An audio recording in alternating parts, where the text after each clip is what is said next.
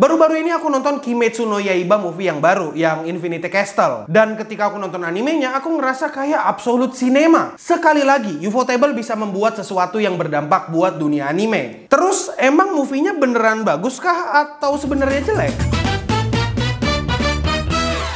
Aku yakin beberapa orang punya pandangan yang beda-beda. Ada yang suka banget karena bagus dan ada juga yang gak suka karena animenya terlalu hype. Tapi gini deh, buat orang yang benci banget nih sama Kimetsu no Yaiba karena animenya terlalu populer atau terlalu hype, aku mau ngasih tahu. Semakin populer anime, bukan berarti anime itu bakal jadi auto mid atau auto jelek. Ya anime itu artinya ya populer aja gitu. Aku mau ngasih tahu, anime itu sekarang udah mainstream gak kayak dulu. Jadi saranku, nikmatin aja animenya daripada kau ngurusin hype anime. Karena cara menikmati anime ya dengan cara ditonton. Tapi gini deh, suka nggak suka, mau nggak mau, pengen nggak pengen, Kimetsu no Yaiba itu adalah salah satu anime yang sangat berpengaruh ke dunia animasi modern sekarang. Dari segi animasinya sendiri sampai komersil. Dan di sini Ufotable bisa bikin standar bagus anime orang-orang itu jadi naik. Dan mereka juga bisa dibilang sebagai salah satu top studio animasi yang ada di kepala orang-orang. Dan sekarang kita bahas dulu satu-satu untuk movie Kimetsu no Yaiba Infinity Castle. Pertama dari cerita. Kalau ngomongin cerita ya, ceritanya itu ya bisa dibilang panjang banget. Durasi movie-nya aja itu bisa sampai 2 jam 35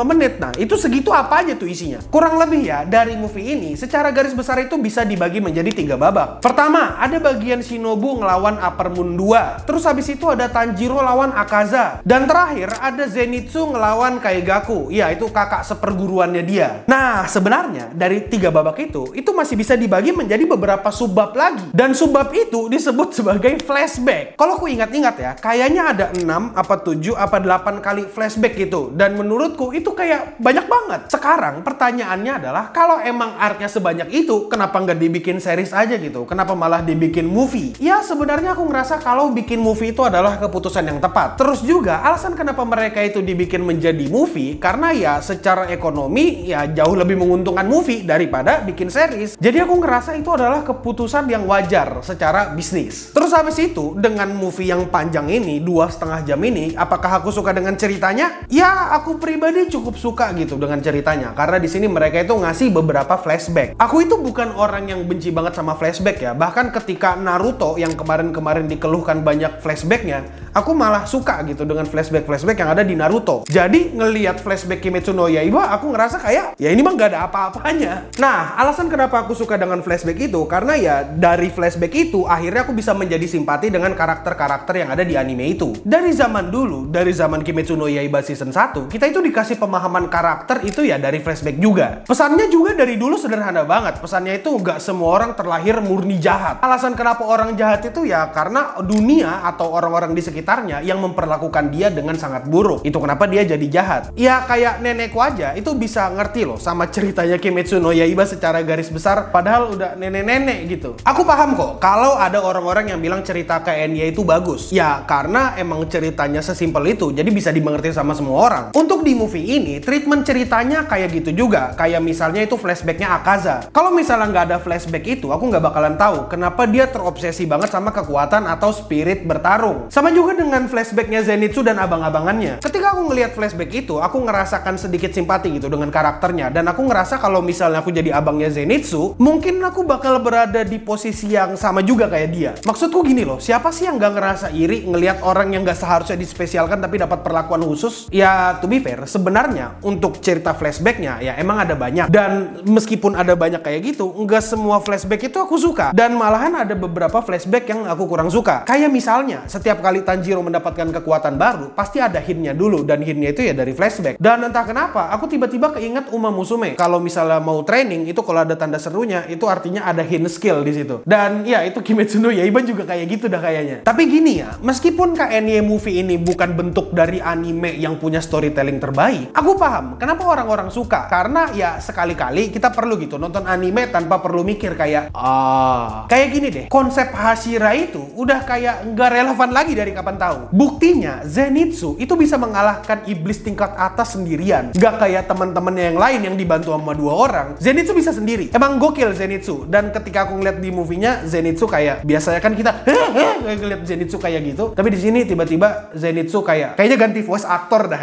Dan itu aja untuk ceritanya. Karena menurutku sendiri ceritanya emang gampang dicerna. Dan selanjutnya kita akan bahas visual. Untuk visual, sebenarnya yang jadi unggulan buat movie ini adalah bagaimana cara mereka menggunakan visual effect sama compositing. Nah, visual effect yang ada di Kimetsu no Yaiba itu kayak ngebantu banget buat nge-enhance adegan actionnya. Kalau menurut penglihatanku sendiri, aku ngerasa kalau visual effect yang ada di sini tuh lumayan oke. Tapi, bagian yang menurutku paling kusuka dan paling mencolok itu ada di bagian Zenitsu sama Akaza. Spesifik di dua bagian itu, aku ngerasa kalau mereka itu bisa membuat actionnya menjadi lebih appealing. Karena gini, kalau misalnya karakternya nggak banyak gerak, mereka itu bakal memainkan special effect atau VFX supaya gerakan mereka jadi lebih spicy. Aku nggak bisa ngasih exact adegan yang mana, karena adegan yang ada itu masih tayang di bioskop. Jadi ya, silakan nonton sendiri sekali lagi. Tapi percaya sama aku, kalian bakal ngerasakan kayak nonton KN ya di TV series, tapi ya ada peningkatan visual. Selain itu juga, aku ngerasa kalau gerakan kamera yang ada di movie ini itu cukup ya dinamis. Bagian yang paling gampang disadari itu waktu Shinobu ngelawan Rank 2. Aku lupa ada berapa sequence, tapi yang menonjol yang kulihat sendiri itu kalau nggak salah ada 2 waktu Shinobu nerjang musuhnya. Aku ngerasa ya cukup dimainkan kameranya di situ. Terus habis itu ada juga waktu Akaza ngelawan Tanjiro atau Gyu. Adegan ketiga orang itu bertarung, aku ngerasa kayak ya beneran absolute cinema. Cara achieve ini sendiri sebenarnya ya nggak sesederhana itu, tapi bakal ku ceritakan supaya biar kelihatan lebih sederhana. Karena kan ini gampangnya animasi itu dibikin pakai komputer dan programming ya,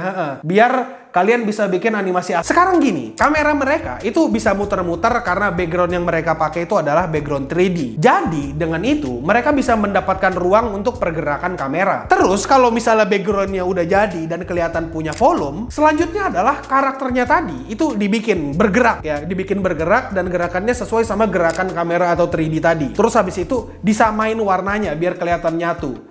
Gampang kan? Gampang lah orang pakai komputer. Jujur ya, sebenarnya untuk ngerender background aja itu bisa lama gitu. Kayak bisa sebulan, 2 bulan, 3 bulan, bahkan setahun. Tergantung juga karakternya. Kalau misalnya karakternya 2D, itu gimana caranya supaya kameranya menyesuaikan volume karakternya. Kalau misalnya karakternya 3D, silakan dirender tuh. Nggak tahu udah berapa lama ngerendernya. Belum lagi sama visual effect dan lain-lainnya. Mampus dah. Jadi gimana? Bikin animasi gampang kan? Gampang lah, harus bisa kok. Tapi gini, di antara semua tadi, di antara semua hal yang kusebutkan tadi yang bagus-bagusnya, aku juga punya keluhan tentang anime ini. Kayak beberapa kali aku itu ngedapetin beberapa cut atau beberapa adegan yang mid gitu. Aku ngerasa kayak oh iya gitu, mid. Kalau menurut penglihatan dan ingatanku, aku juga ngelihat ada beberapa hal klise gitu. Kayak misalnya ada cut yang cuma kayak karakternya senyum ngelihat kamera slow mo, terus habis itu ya udah kayak gitu doang. Terus backgroundnya cahaya-cahaya terang benderang, kayaknya mau ke surga dah, kagak tahu gua. Waktu di bioskop aku tuh tanpa sengaja kayak refleks ngomong, ini mah storyboard diwarnain gitu. Kayak really? Ya meskipun begitu ya, aku nggak mau mendiskreditkan semua animator yang ada di situ. Cuma ya itu mungkin berguna supaya membuat ini emosional. Cuma ya agak jahat kalau misalnya aku bilang animenya jelek atau mid cuma karena beberapa adegan itu doang. Karena ya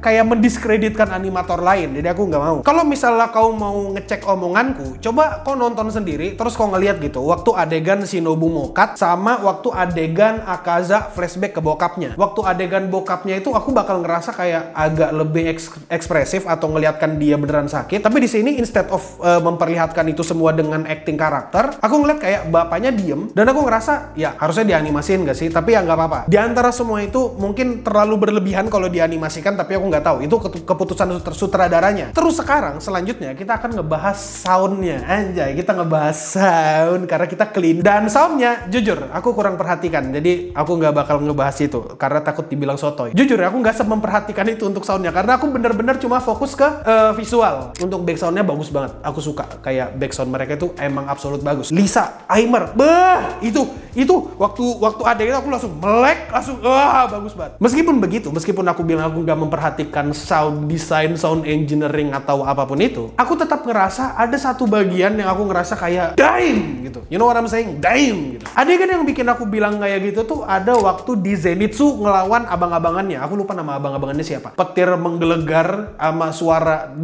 gercak-gercakan lantai hancur itu kayak damn. Sayangnya adegan Zenitsu cuma sebentar. Sayang banget. Itu doang aku ngeluhnya itu lagi tuh. Dan sekarang ke kesimpulannya, karena ya tenggorokanku udah sakit dan kayaknya video ini udah kepanjangan gitu. Kesimpulannya kayak gini, movie ini banyak flashback. Banyak flashback, I mean banyak. Kalau misalnya kau nggak suka dengan tipikal movie atau cerita yang menceritakan karakternya lewat flashback atau menceritakan kekuatan baru lewat flashback, aku yakin kau bakal ngeluh atau bakal bilang ini kau nggak suka, ini bukan seleramu. Dan kalau kau datang ke sini buat ngelihat visual bagus atau buat ngelihat action, aku yakin kau nggak bakal ngeluh. Seperti biasa, Ufotable bisa membawa kualitas yang ada di TV ke movie and get away with it. Kayak dibikin lebih enhance gitu loh. You know what I'm saying? If you know, you know. Dan kalau nggak salah juga, seingatku mereka itu ada ngeluarkan animasi painting gitu. Jujur aku nggak ngebaca semua stuff yang ada di kredit karena ya jelas karena semuanya bahasa Jepang. Seperti biasa, aku kan pengamat kredit meskipun bahasa Jepang. Di sana tuh aku ada ngelihat ada studio Ubud. Aku kurang paham, cuma aku ada ngelihat Ubud Studio. Aku nggak bakal bilang ini jelek, aku bilang ini oke, bagus. Silakan ditonton. Dan ya udah itu aja dulu pembahasan untuk Infinity Castle ya, karena kalau kau mau tahu lebih banyak lagi kau bisa nonton. Dan ya itu aja, aku Akil admin Yami Waterson, dan untuk kita semua stay clean and sound.